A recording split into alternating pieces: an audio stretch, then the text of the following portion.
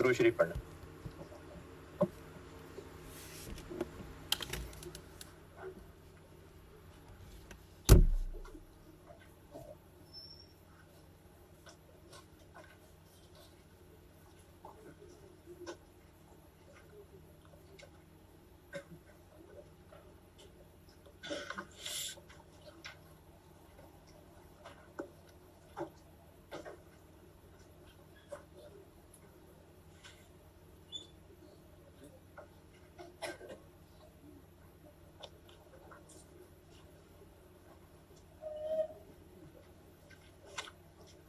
कल क्या बात की थी?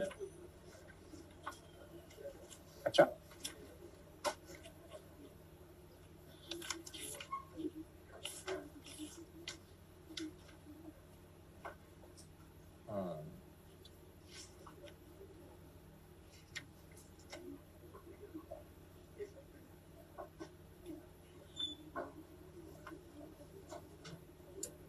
सदके वाली बात नहीं की थी?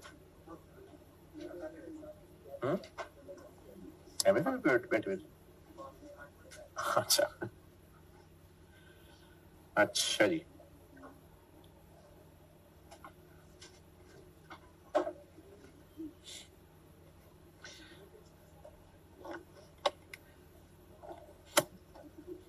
अच्छा, किसी के पास ना हराम जरिए से 100 आया और उसको मजा लग गया हराम का, उसने और कमाना शुरू कर दिया। और उसके मुकाबले पे एक शख्स था जो हलाल कमा के लाया और उसको 20 मिला, और उसने इसमें से भी 5 सदका कर दिया, तो बजाहिर इसके पास रह गया 15। तो हराम माल तो एडिशन हो रही है और सदका कम हो रहा है। लेकिन अल्लाह के नबी सल्लल्लाहु अलैहि वसल्लम फरमा रहे हैं कि सदका देने से माल कम नहीं होता। ये तो माइनस हो रहा है, तो कम हो रहा है, तो कम कैसे नहीं होता है?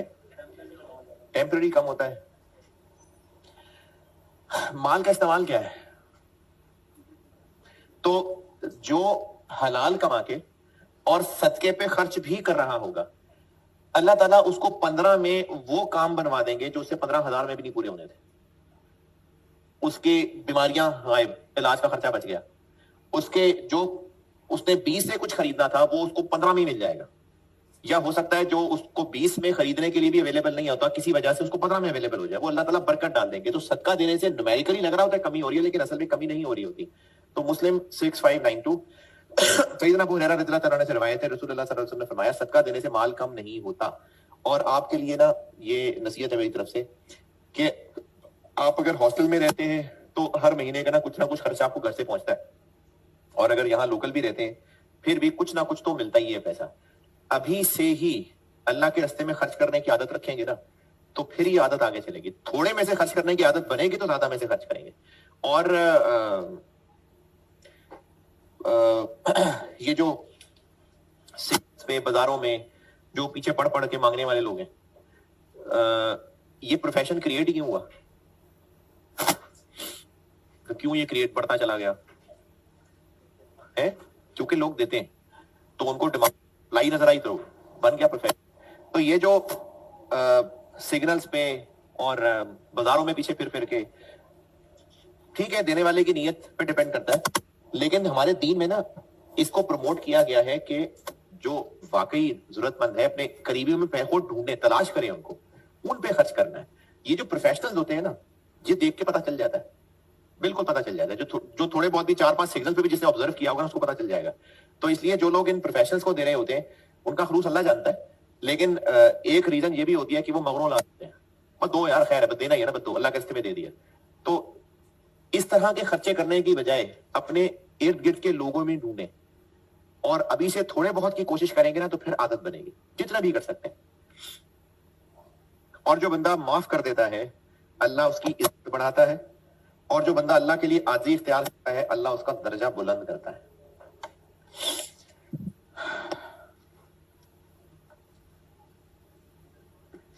कल होमवर्क दिया था मैंने, दिए थे हाँ दिए थे। ऑटम 2009, इसमें एक मसला ये हो सकता है कि ये जो रेंट है ये वेरिएबल क्यों लिया है?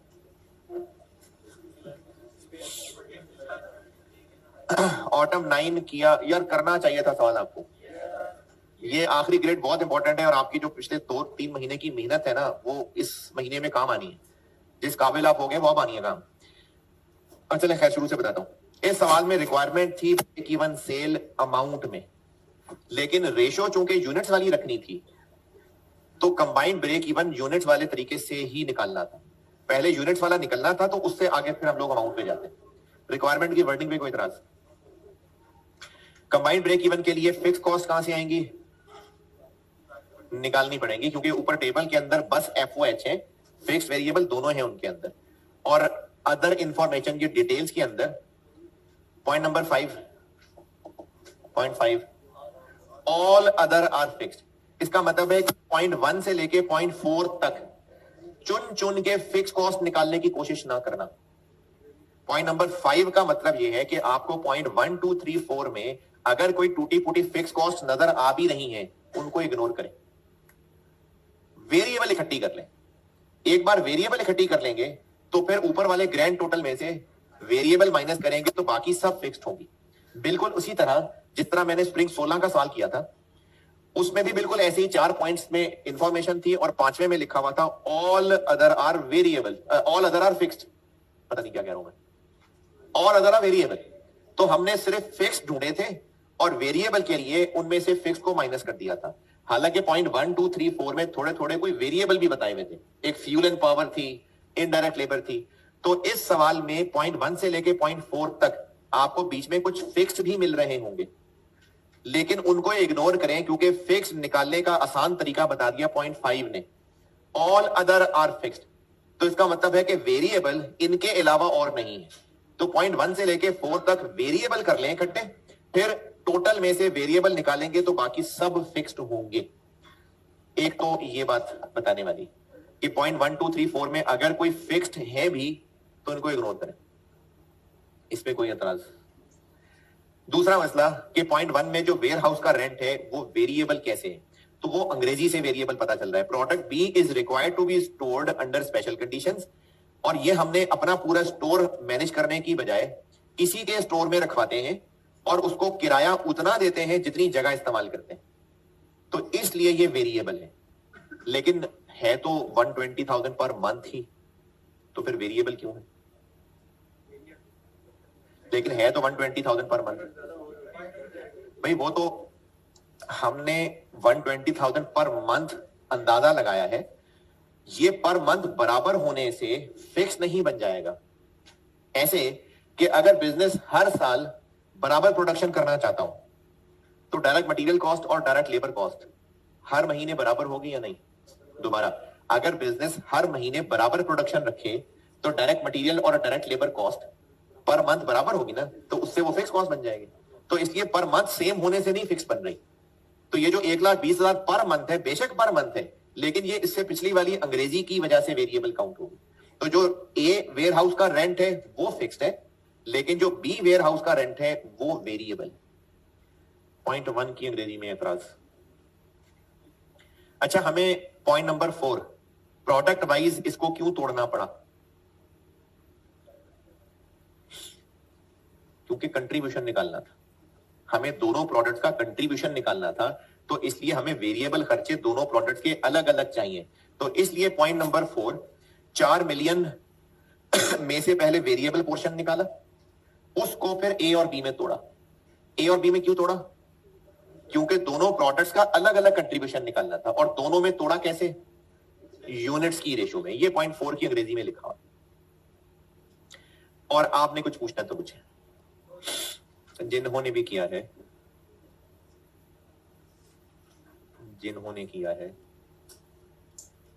किन्होंने किया है, चले शाबाश, माशाल्लाह, मेरी उम्मीद से ज्यादा नहीं किया है। गुड। पूछना कुछ और? ऑटम 9 में कोई और सवाल? ऑटम 23।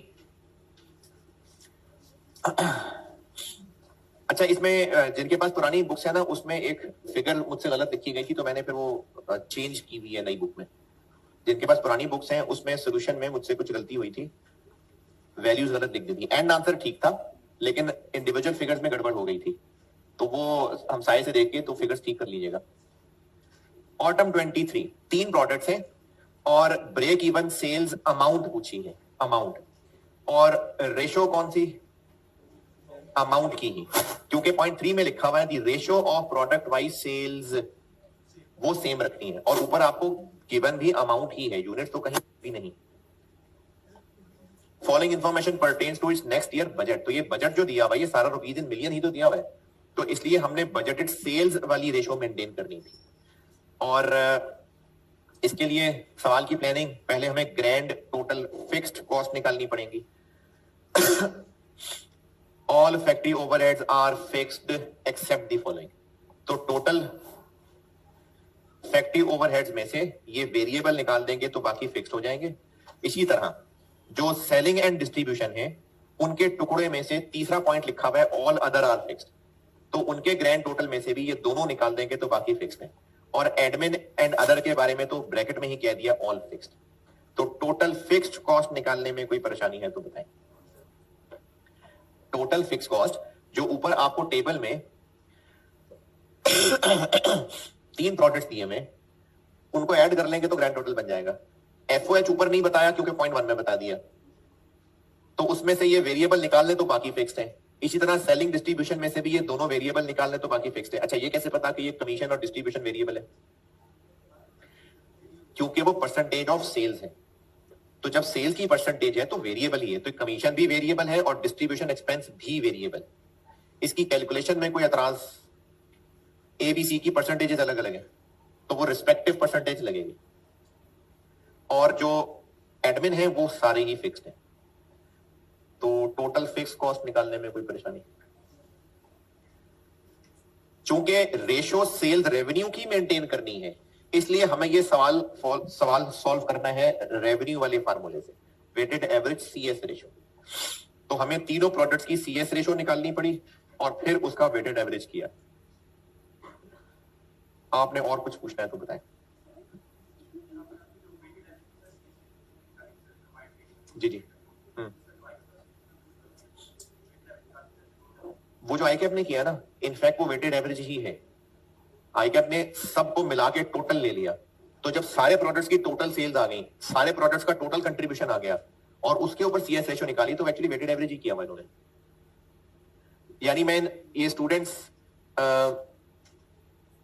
मेल्स के स्कोर, फीमेल्स के score, number of male students, number of female students, इनके लिए अगर वेटेड एवरेज निकालना हो तो मेल स्टूडेंट्स का एवरेज स्कोर, मेल स्टूडेंट्स की वेटेज, फीमेल स्टूडेंट्स का एवरेज स्कोर, उनकी वेटेज, वेटेड एवरेज करना पड़ेगा। इसका ये तरीका भी हो सकता है कि सारी क्लास के टोटल नंबर ऐड करके टोटल स्टूडेंट्स से डिवाइड कर दें, इफेक्टिवली वो भी वेटेड एवरेज ही हो रहा होगा। तो आईकैप के सॉल्यूशन ने इस तरीके से वेटेड एवरेज निकाला। मैंने सॉल्यूशन इसलिए चेंज किया था कि जिस तरीके से सिखाया वैसे बना दो, आंसर सेम ही है ना। हाँ, तो वो टेक्निकली वेटेड एवरेज ही निकला आईकैप के सॉल्यूशन।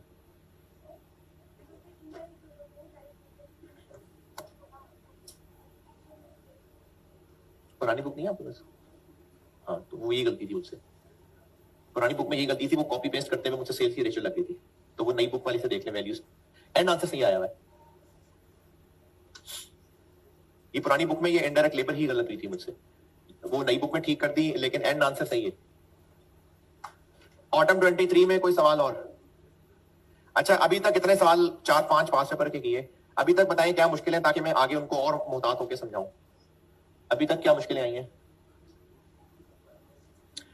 हाँ, तो बस वही आगे आनी है मुश्किल। चले, ब्रेक इवन अभी और भी चलता रहेगा, लेकिन अगला टॉपिक बताता हूं। मैंने इस चैप्टर के ना 4 हिस्से किए थे, तो उनमें से दूसरा बताता हूं, मार्जिन ऑफ सेफ्टी। इसकी प्रैक्टिस में भी देखेंगे आप, ब्रेक इवन आ रहा होगा।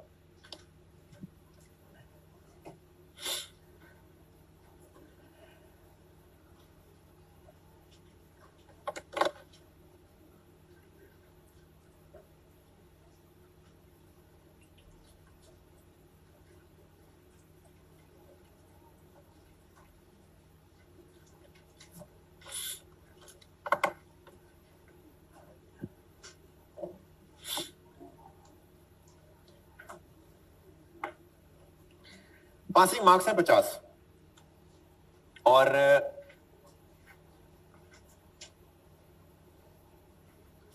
आप जहन में जो टारगेट लेके जा रहे हैं कि इतने नंबर तो मैंने लेने हैं, वो है 54।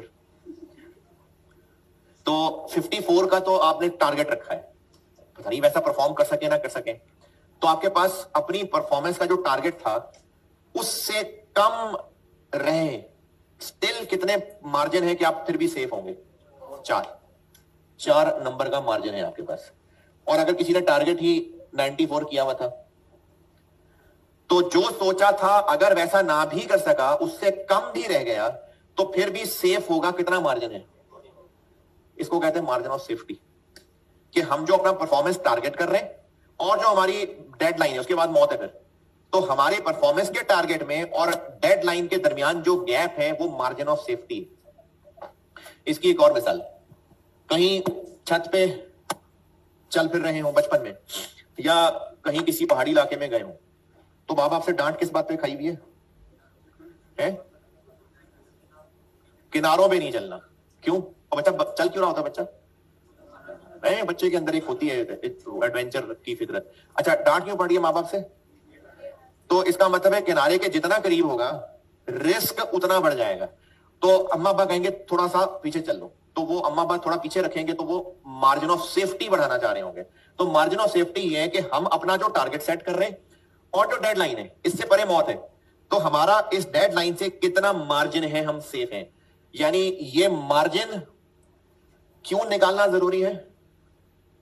ये मार्जिन भी पता हो तो क्या फायदा उसका, कि हमने जो अपना टारगेट रखा था अगर उसमें थोड़े से रिलैक्स भी हो गए तो भी बच जाएंगे। वैसे तो देखे ना, 54 हमें पता चल रहा है कि हमारा टारगेट है, 50 भी नजर आ रहा है कि डेडलाइन है, लेकिन और बेहतर पिक्चर पता चल सकती है अगर हमें ये पता हो कि हमारे पास गलती की कितनी गुंजाइश है। अगर इतनी गलती हो भी गई तो फिर भी सेफ है। इसको मार्जिन ऑफ सेफ्टी कहते हैं। अच्छा, ये तो हो गए मार्क्स और पहाड़ों के किनारे।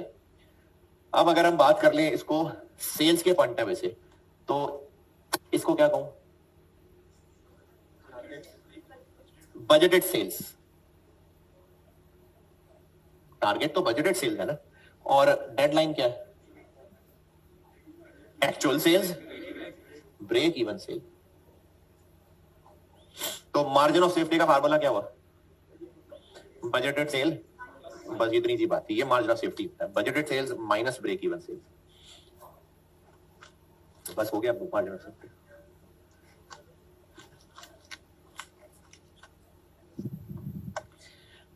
बजटेड सेल्स है 250 मिलियन और ब्रेक इवन है 200 million. Margin of safety 50 million. इस 50 मिलियन को अगर अपनी टीम को समझाना हो तो 50 मिलियन क्या है? नाम नहीं बोला मार्जिन ऑफ सेफ्टी, नहीं, टीम को समझाना है, अपनी सेल्स टीम को, 50 मिलियन क्या है? इससे कम नहीं, 50 मिलियन के लिए जुमला नहीं बोला जाएगा। 50 मिलियन से कम हो गए।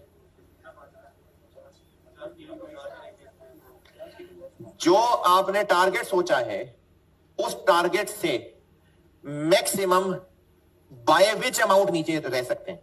By which amount? 50। यानी जो टारगेट सोचा है उस टारगेट में 50 मिलियन तक की कमी भी हुई तो चल जाएगा। जो टारगेट सोचा है उनको कहना टारगेट कम कर लो, तो क्या कमी भी रही तो चलेगा? क्या कम रही है? नहीं, शायद मैं सही समझा नहीं पा रहा। हाँ, आपने जो टारगेट सेट किया है अगर उससे 50 मिलियन तक गिर भी गए तो खैर है। गिर के कहां पहुंच गए? वो क्या चीज है? नहीं यार, मैं नहीं सही समझा पा रहा। एक्चुअल सेल, यानी हम कह रहे हैं कि तुम एक्चुअली जो सोच के चले थे उससे इतना भी कर गए तो फिर भी चल जाएगा। यानी 50 million is the amount by which या maximum by which actual sales budgeted sale से कम भी रही तो चलेगा। नहीं समझा सका। देखें, एक है साल के शुरू में खड़े होके हमने बजट बनाया और साल के शुरू में ही हमने ब्रेक इवन कैलकुलेट कर ली। पेपर के शुरू में आप एक टारगेट सेट करके गए हैं, आपने 70 नंबर का टारगेट सेट किया है और पासिंग मार्क्स 50 है, तो 20 नंबर को क्या कहें, मतलब किस तरह से अपने आप को तसल्ली देंगे कि जो हमने सोचा है अगर हमारी वो परफॉर्मेंस 20 कम भी हो गई, कब हो गई? पेपर पूरा करने के बाद एक्चुअल, तो भी हम सेफ होंगे। यानी मार्जिन ऑफ सेफ्टी, अगर फार्मूला बात करें तो margin of safety is equal to budgeted sales. Formula तो यही है, लेकिन अगर वैसे डिफाइन किया जाए इस बात को, तो मार्जिन ऑफ सेफ्टी वो अमाउंट है, margin of safety is the maximum by which actual sales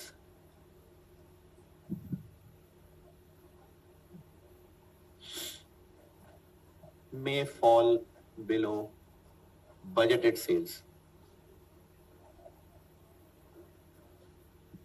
यानी अब जब साल के शुरू में टारगेट सेट कर लिया, तो जब साल एंड हो जाएगा और एक्चुअल परफॉर्मेंस सामने आएगी, तो आपकी असल सेल्स अगर टारगेट से कम भी हुई तो भी चलेगा। कितनी कम?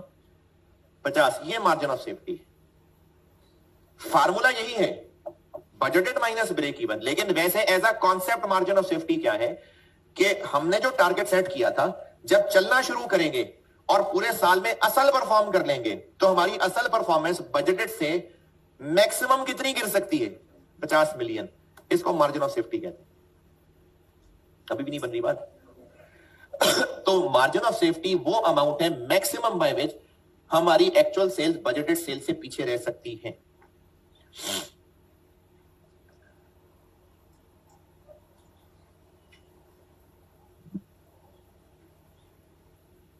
तो as a concept margin of safety ये।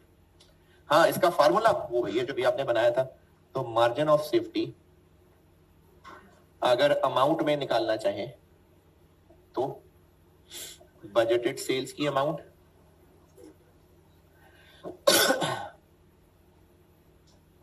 माइनस ब्रेक इवन सेल की अमाउंट।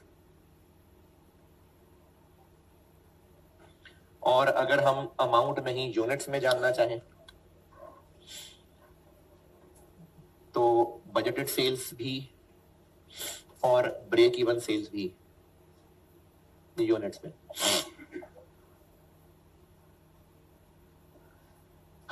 और एक कॉमन सेंस की बात यह है कि अगर सवाल में दोनों रिक्वायर्ड है, तो आप एक निकाल लेने के बाद दूसरे तक कैसे पहुंचे?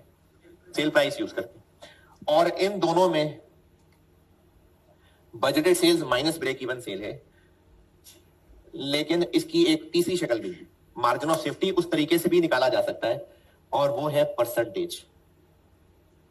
मार्जिन ऑफ सेफ्टी परसेंटेज में। मार्जिन ऑफ सेफ्टी कॉन्सेप्चुअली क्या चीज है? हमारी असल सेल्स बजटेड से 50 मिलियन भी कम रह सकती है। किस से? बजटेड से। तो अगर हमने इस 50 मिलियन को एज अ परसेंटेज बोलना हो, तो 50 मिलियन डिवाइडेड बाय, दोबारा 50 मिलियन मार्जिन ऑफ सेफ्टी है। तो बोलने में इस 50 मिलियन का कॉन्सेप्ट क्या है? हमारी एक्चुअल सेल्स बजटेड सेल्स से 50 मिलियन रुपए कम रहेगी तो भी चलेगा। अब अगर इसको 50 मिलियन रुपए की बजाय परसेंटेज में जुमला बोले, तो हम कहेंगे हमारी एक्चुअल सेल्स अगर बजटेड सेल्स से इतने परसेंट भी कम रह गई तो चलेगा। तो जिस से होता है वो 100 होता है। तो मार्जिन ऑफ सेफ्टी परसेंटेज में निकालना हो तो डिवाइडेड बाय बजटेड सेल्स।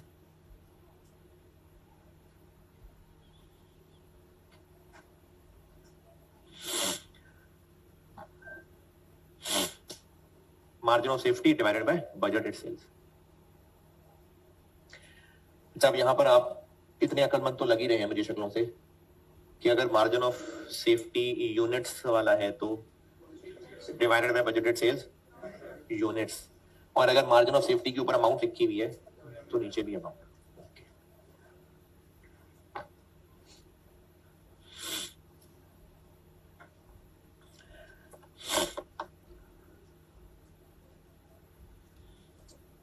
चलें एक कर दें आसान सा सवाल, फिर थोड़ी मुश्किल सवाल पे चलेंगे।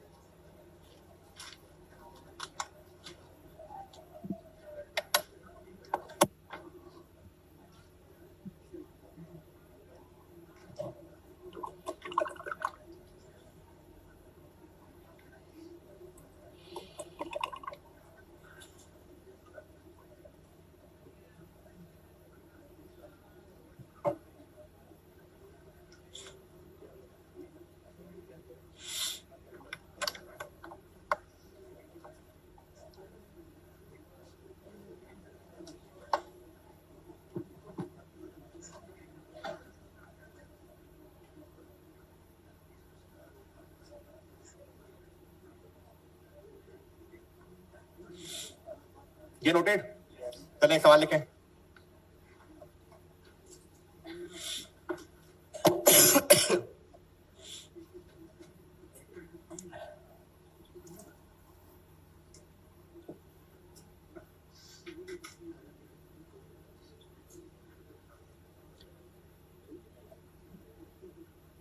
Budgeted sales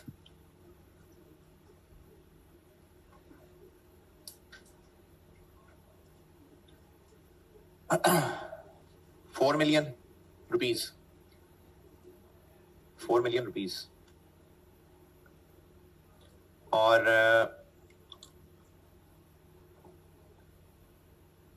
cell price per unit, sale price 400 रुपए, 400, और variable cost per unit, variable cost per unit 320, 320, total fix cost 480,000, 480, margin of safety ये तीनों निकाल लें, आपसे रिक्वायर्ड है ये तीनों शक्लों के margin of safety.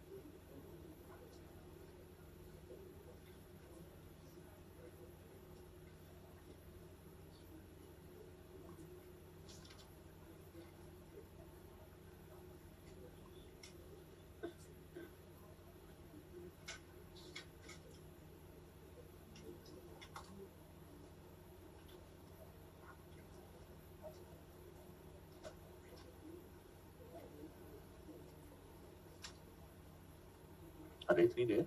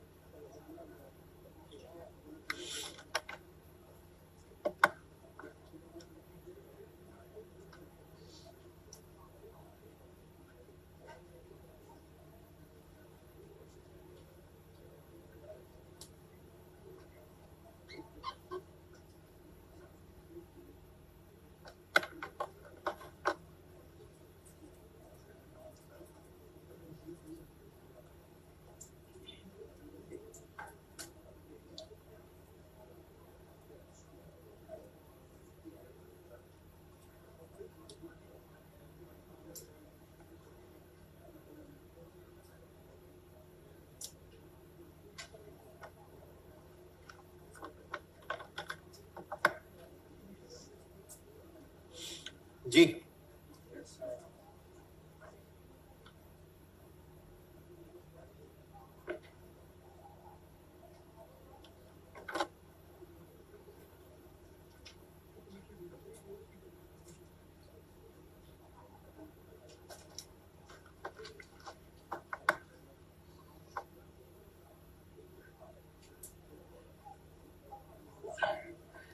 Margin of safety निकालना है तो ब्रेक इवन चाहिए होगा, तो break even cell.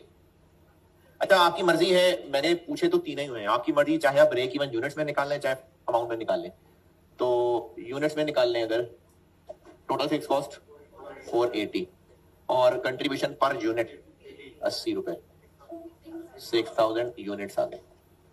Margin of safety units में बजटेड सेल्स 10,000 यूनिट्स, क्योंकि 4 मिलियन रुपए हैं और 400 का एक है, माइनस 6,000 तो 4, ये हो गया मार्जिन ऑफ सेफ्टी यूनिट्स में। और मार्जिन ऑफ सेफ्टी रेवेन्यू में चाहे 4,000 को रुपए से मल्टीप्लाई कर लें, चाहे बजटेड सेल्स रेवेन्यू में से ब्रेक इवन का रेवेन्यू माइनस कर लें, 16 लाख। और मार्जिन ऑफ सेफ्टी परसेंटेज के लिए 4,000 यूनिट्स डिवाइडेड बाय 10,000 यूनिट्स कर ले, चाहे 16 लाख रुपए डिवाइडेड बाय 4 मिलियन रुपए कर ले, तो क्या आ गया मार्जिन ऑफ सेफ्टी?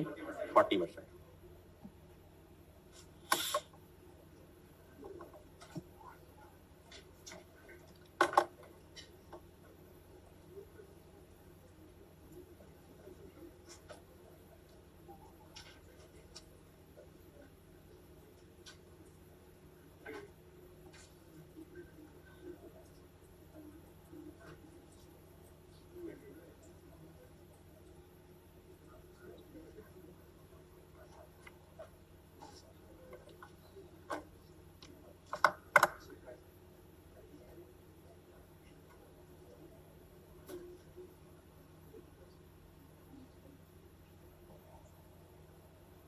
डन। अच्छा एक ना अपने अल्फाज में एक बात लिख लें, ये रिवर्स कैलकुलेशंस में काम आएगी ये बात, समझा देता हूं फिर अपने अल्फाज में लिख लेना। बजटेड सेल्स और ब्रेक इवन सेल का डिफरेंस है ना मार्जिन ऑफ सेफ्टी, और इसी तरह से अगर इसको उल्टा कर लें, ब्रेक इवन सेल, यानी इन तीन चीजों का ही आपस में एक रिलेशन है। तो अगर मार्जिन ऑफ सेफ्टी सेल्स का 20% है, तो इसका मतलब break even sales budgeted sales का 80%। मार्जिन ऑफ सेफ्टी इन दोनों का डिफरेंस है, यानी ये तीन चीजें आपस में कनेक्टेड है। तो मार्जिन ऑफ सेफ्टी अगर बजटेड सेल्स का 20% है, तो इसका मतलब है break even sale budgeted sales के 80% के बराबर है। मार्जिन ऑफ सेफ्टी 30% है, तो ब्रेक इवन सेल बजटेड के, हाँ, तो ये बात अपने आप को 2-3 मिसालों से समझा लें, ये रिवर्स कैलकुलेशंस में काम आती है इस तरह की चीजें।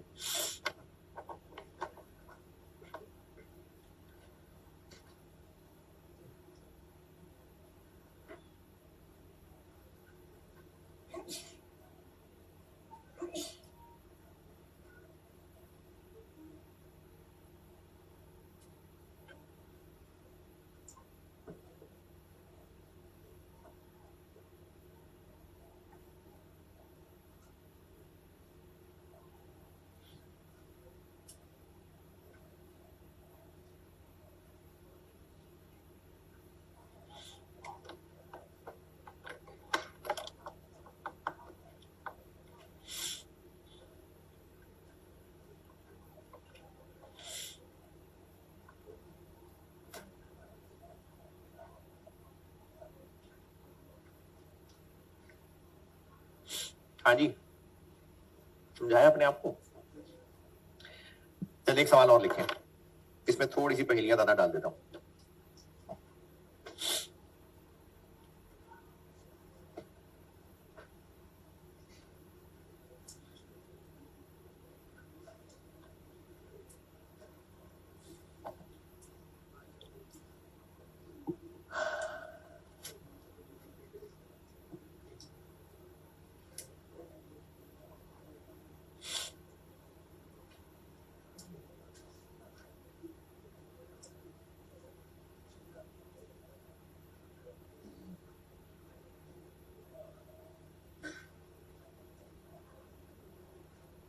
जी बताऊं सवाल।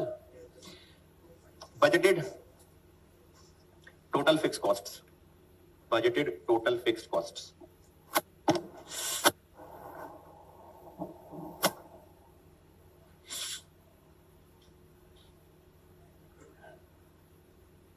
$75 million।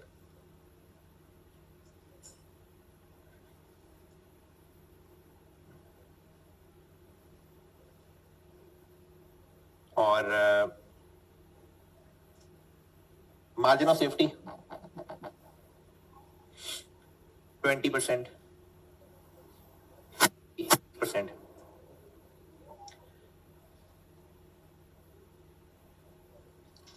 Cell price per unit, sale price per unit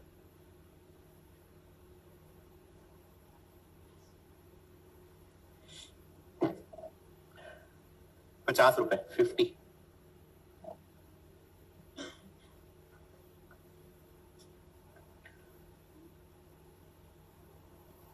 opening finish goods inventory, opening finish goods inventory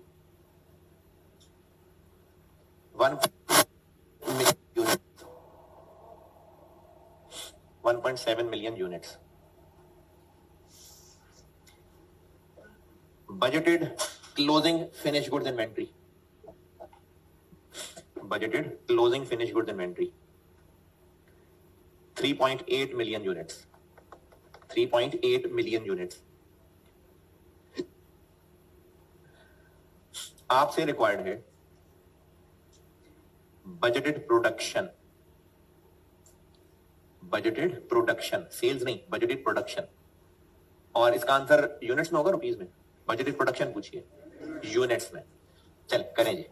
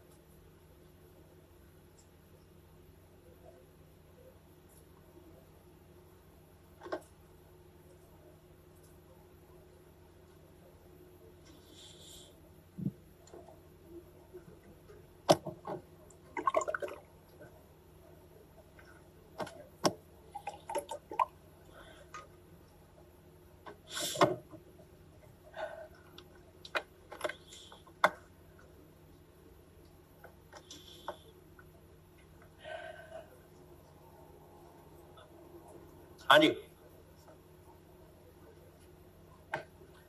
नहीं मिला रास्ता को है? किसी से नहीं निकला। कितना? 3 पॉइंट। अच्छा नहीं,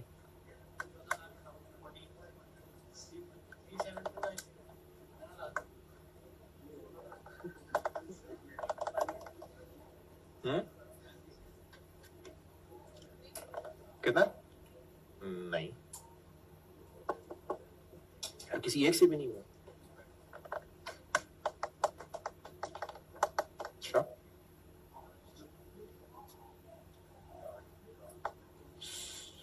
अच्छा भाई,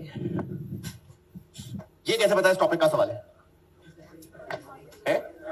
अभी करा रहा हूं। उसके अलावा मार्जिन ऑफ सेफ्टी, अगर मार्जिन ऑफ सेफ्टी दिया है तो इसका मतलब है कि इन 3 फिगर्स का आपस में कोई ताल्लुक है, और मार्जिन ऑफ सेफ्टी पता है तो ब्रेक इवन और बजटेड सेल्स में से कोई एक चीज पता हो तो दूसरी फाइंड हो सकती है, लेकिन बजटेड सेल्स और ब्रेक इवन सेल्स, इतना आइडिया हो रहा है कि मार्जिन ऑफ सेफ्टी पता है अगर, तो हमें इन दोनों में से कोई एक फिगर तक पहुंचने का रास्ता मिल गया। पूछा क्या है? Budgeted production. बजटेड प्रोडक्शन का तो यहां से कोई साइंसी ताल्लुक नहीं बनता, और सवाल पे गौर करें तो फिनिश गुड्स का ओपनिंग स्टॉक भी पता है और क्लोजिंग भी पता है, और पूछी है मैंने बजटेड प्रोडक्शन। ओपनिंग कितना है?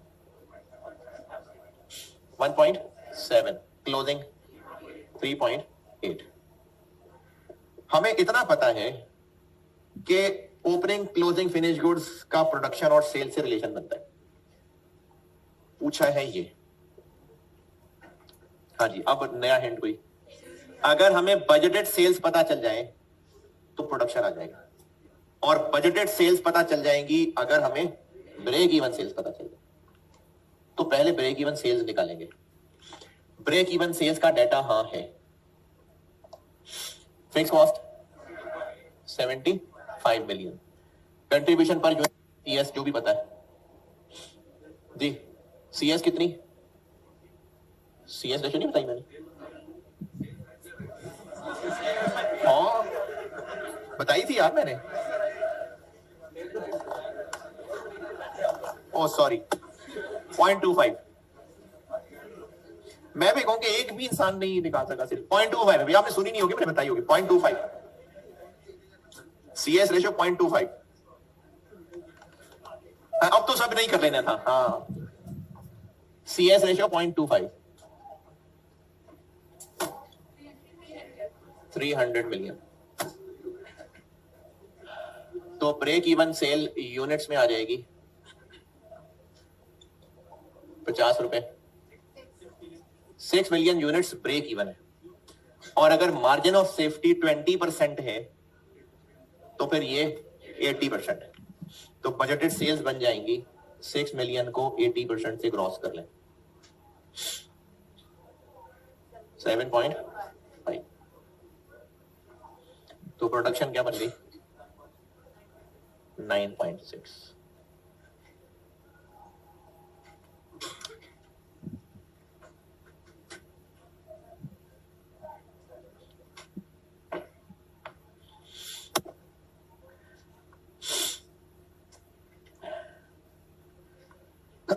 चलें 5 रुपए का करते हैं सवाल। स्प्रिंग 17 पढ़ लें, इसको कर लें नोट, और स्प्रिंग 70 लीजिए, मैं करता हूं।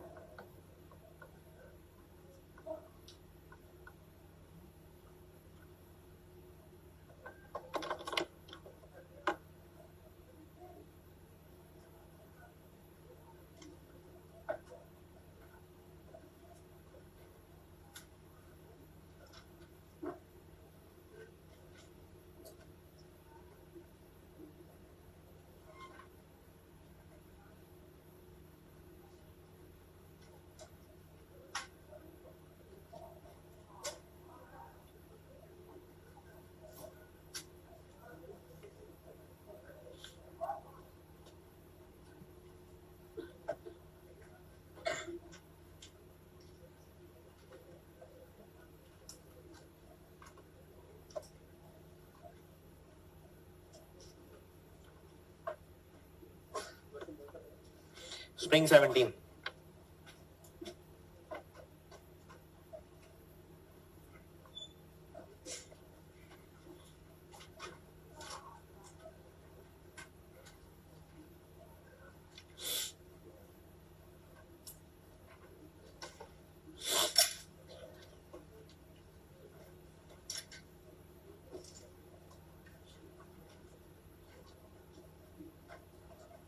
स्प्रिंग 17 सॉर्ड लेदर लिमिटेड, पढ़ लीजिए, मैं करता हूं।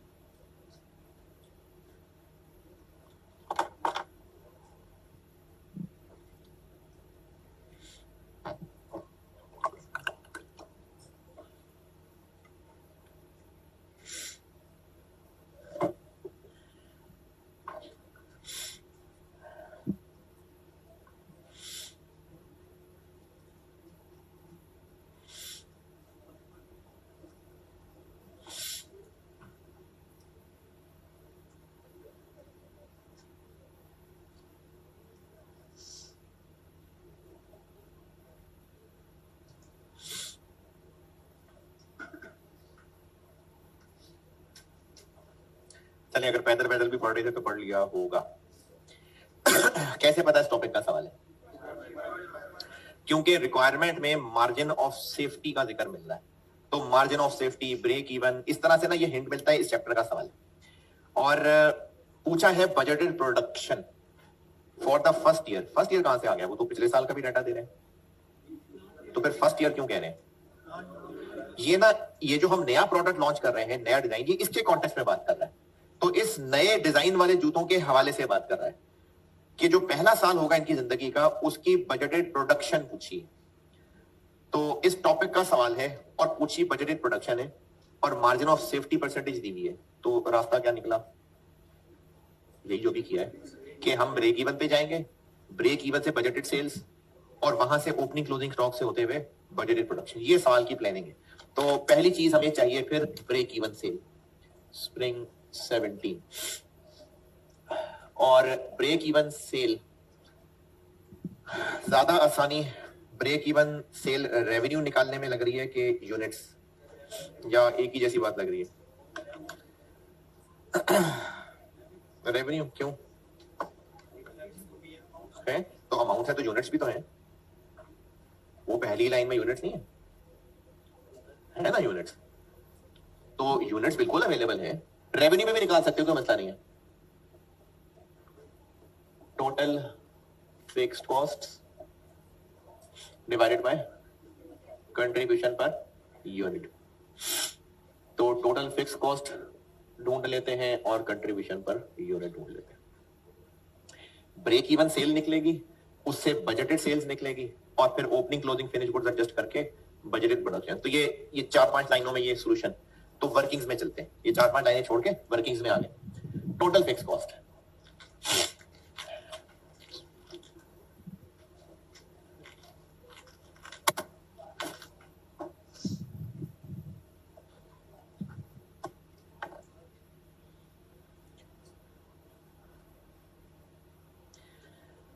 टोटल फिक्स कॉस्ट का डाटा देखते हैं जी। पिछले साल का डाटा दिया हुआ है, और ये बिजनेस पहले से एग्जिस्ट कर रहा है, सिर्फ उन्होंने प्रोडक्ट का डिजाइन चेंज करना है, उसकी वजह से प्लांट में कुछ मसले आने, फैक्ट्री भी बदल लेंगे। तो फिक्स कॉस्ट पहले होती थी, अभी भी होंगी। इसके लिए गाइडेंस क्या अवेलेबल? पिछले साल की फिक्स्ड प्रोडक्शन ओवरहेड्स और फिक्स्ड सेलिंग एडमिन ओवरहेड्स दिए हुए हैं, लेकिन ये पिछले साल के हैं। अगर आगे इनके बारे में कुछ भी और ना बताया होता तो इस साल भी यही होते। अब देख लेते हैं कि बताया है तो क्या बताया है। In this regard following information available है। हम एग्जिस्टिंग प्लांट पूरा रिप्लेस कर देंगे और उसकी जगह नया प्लांट आएगा, और उस नए प्लांट की 50 मिलियन कॉस्ट बता दी। तो ये हमें खुद कोई डेप्रिसिएशन इसकी निकालनी पड़ेगी? नहीं, कोई लाइफ वगैरह नहीं बताई, और ये मसला उन्होंने आगे हल कर दिया। न्यू प्लांट की वजह से मटेरियल में चेंज आएगा, लेबर में चेंज आएगा, वेरिएबल ओवरहेड में चेंज आएगा, एंड फिक्स्ड ओवरहेड्स 15 मिलियन बढ़ जाएंगे। किससे बढ़ जाएंगे? जो पिछले साल थे। तो फिक्स्ड एफओएच पिछले साल थे 35, 15 बढ़ जाएंगे 50।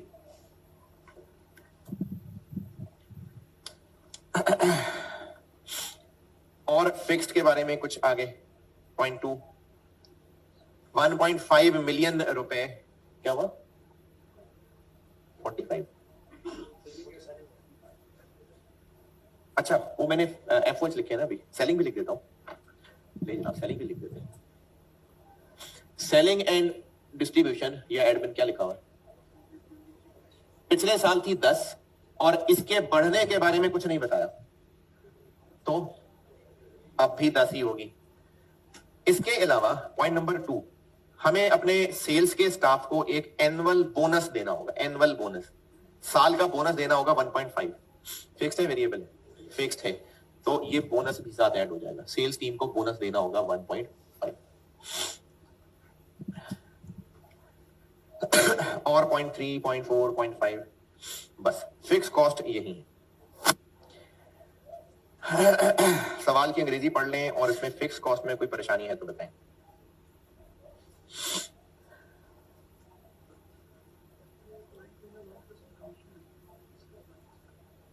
किसको कमीशन है? मार्केटिंग स्टाफ को। तो 1% किसका कमीशन होगा? किस अमाउंट का 1%? सेल्स का ना। परसेंटेज ऑफ सेल्स फिक्स नहीं हो सकती ना चीज। अगर कोई चीज परसेंटेज ऑफ सेल्स है तो फिक्स कैसे हो सकती है?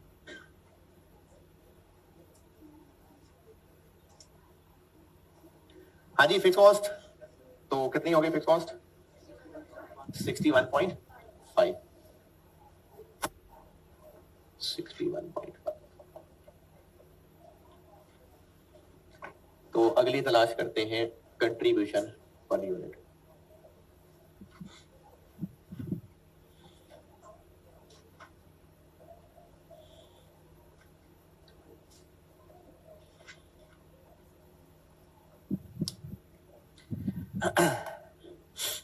अच्छा, इसमें ना ईयर मेंशन नहीं है, लेकिन मुझे रिलेट करने में, बोलने में आसानी होगी, इसलिए कह देता हूं। ये जो लेटेस्ट ईयर एंड हुआ है, इसको 2024 कह देते हैं। सवाल में नहीं, मैं वैसे कह रहा हूं। लेटेस्ट 2024, और हम जिस साल की बात कर रहे हैं, सॉल्व कर रहे हैं, वो 2025।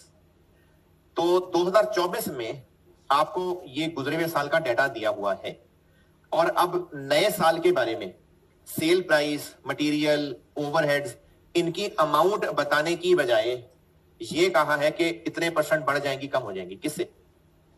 पिछले साल वाली। तो इसका मतलब पहले पिछले साल वाली फिगर्स निकालनी पड़ेंगी, फिर हम उनको बढ़ा सकेंगे। तो पहले हम पिछले साल वाली फिगर्स कैलकुलेट करते हैं। जो गुजरा हुआ ईयर है, पहले वो कर लेते हैं। गुजरे हुए ईयर की सेल प्राइस कितनी, कैसे निकालें? अमाउंट भी दी हुई है और यूनिट्स भी है, 187 पॉइंट डिवाइडेड बाय 62 500 3000। ये एक पेयर की सेल प्राइस आ गई। मटेरियल, लेबर, वेरिएबल ओवरहेड्स, ये कितने थे? पहले टेबल में कहा हुआ है कि ये जो तीनों मिला के है ना, मटेरियल, लेबर और वेरिएबल ओवरहेड्स, ये तीनों मिला के सेल्स का 60% थे। यानी इन तीनों में 3000 60%, 3000 60% और 3000 60%। और उस 3000 का 60% जो कि इनका टोटल था, उनको तीनों में तोड़ना कैसे है? 40 35 25, और ये 40 35 और 25 को ऐड करें तो इसका मतलब है 40%, 35%, 25%। ये हमें पिछले साल की मटेरियल, लेबर और वेरिएबल ओवरहेड्स की फिगर मिल गई जी। 720, 630, 450। ये पहले टेबल से निकाली है मैंने चीजें। और इस चैप्टर के शुरू में भी बताया था आपको कि जो सेल्स, बल्कि इनफैक्ट बच्चों में भी बताया हुआ है कि सेल प्राइस, वेरिएबल चीजें, इनकी ओरिजिनल हालत एक रेट की होती है। अगर महंगा सस्ता करना है तो रेट को महंगा सस्ता करना है, लेकिन फिक्स्ड कॉस्ट टोटल अमाउंट होती है। महंगा सस्ता करना है तो टोटल अमाउंट को महंगा सस्ता करना है। तो हमने इन चारों की पिछले साल की रेट्स निकाल ली। अब हमने इन्हीं को महंगा सस्ता करना है। तो अब हम इसको अपने बजट ईयर पे ले आते हैं। बल्कि एक चीज और थी last time, variable selling expenses भी थे। वो कितने थे? सेल प्राइस का तो 3000 का 15%, 450।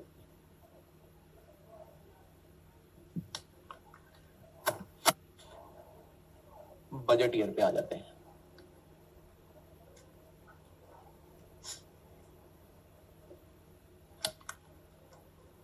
अब इन नए जूतों से रिलेटेड सेल प्राइस के बारे में क्या हुक्म है?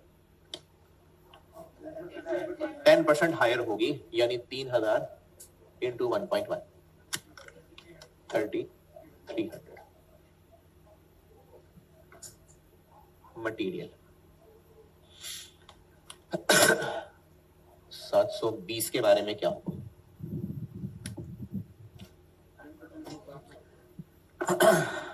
मटेरियल के बारे में पॉइंट नंबर 1 में लिखा हुआ है कि मटेरियल की वेस्टेज 10 से कम होके 5 हो जाएगी। ये जो हम लोग ये मटेरियल कॉस्ट पर यूनिट निकाल रहे हैं, यानी एक यूनिट पे इतने रुपए की मटेरियल कॉस्ट, ये हम जितना मटेरियल प्रोसेस में इन होता है, ये वो चीज है या कट कटा के जो बाकी बच जाता है, जो क्योंकि मटेरियल कॉस्ट ही यही पड़ती है, स्टैंडर्ड कॉस्टिंग में भी इसी का, जितना मटेरियल डलना है। तो पहले जितना मटेरियल डलता था, पुराने प्लांट में 10% वेस्टेज होती थी। अब वो वेस्टेज 10 की बजाय 5 रह जाएगी।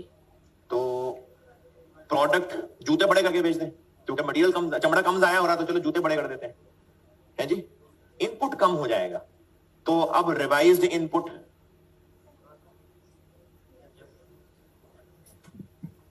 पहले होता था 10% इंटू 0.9, फिर 5 रह जाएगा, डिवाइडेड बाय 0.95,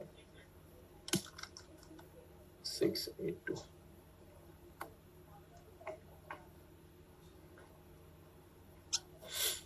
लेबर 630, इसके बारे में क्या कहा है? डायरेक्ट वेजेस 5% कम हो जाएंगे, तो इंटू 0.95,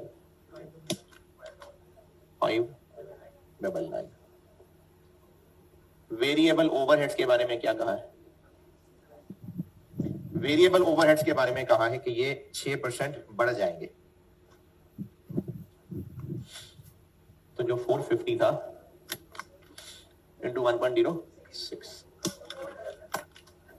477। वेरिएबल सेलिंग कॉस्ट के बारे में क्या कहा है?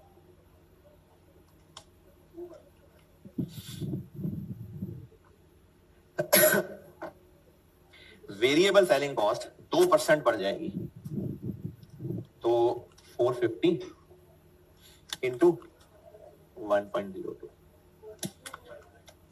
459, और पहले नहीं होती थी क्योंकि इंट्रोड्यूस है, कमीशन भी हो गया। कितनी, किसका 1%? 3300 का 33, ये पहले नहीं होती थी क्योंकि इंट्रोड्यूस कर रहे हैं। तो कंट्रीब्यूशन पर यूनिट आ गया 1050।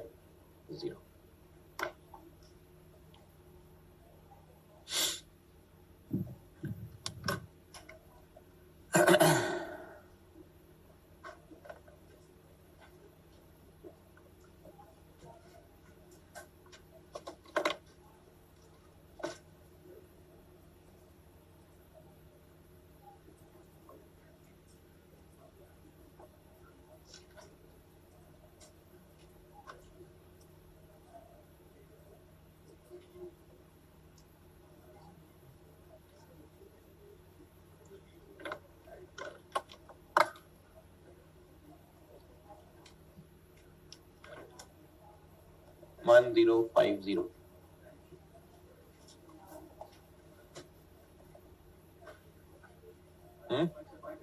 58571, ये आ गए ब्रेक इवन यूनिट्स।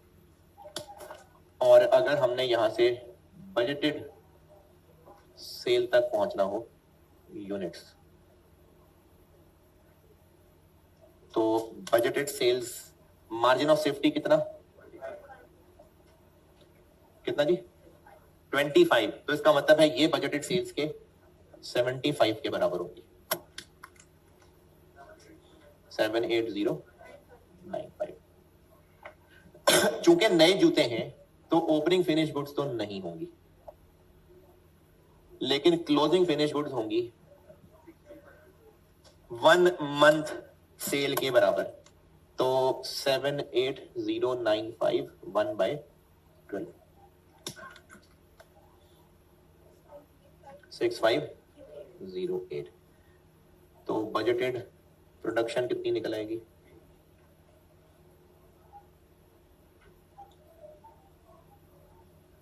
हाँ जी, 84603।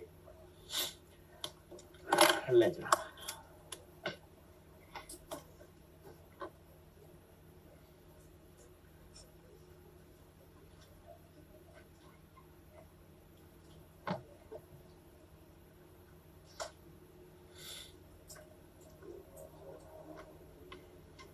अगर एक सवाल आप कर दें तो डिस्कशन में बिल्कुल करूंगा मैं डिस्कस, लेकिन कर दें यार होमवर्क। एक सवाल होमवर्क है प्लीज। ऑटम 21 रेड लिमिटेड के नाम से। इस सवाल को समझने में ही थोड़ी सी मुश्किल है, समझ आ जाएंगी तो फिर हो जाएगा, लेकिन कोशिश पूरी करके आइएगा। Autumn 21 red limited.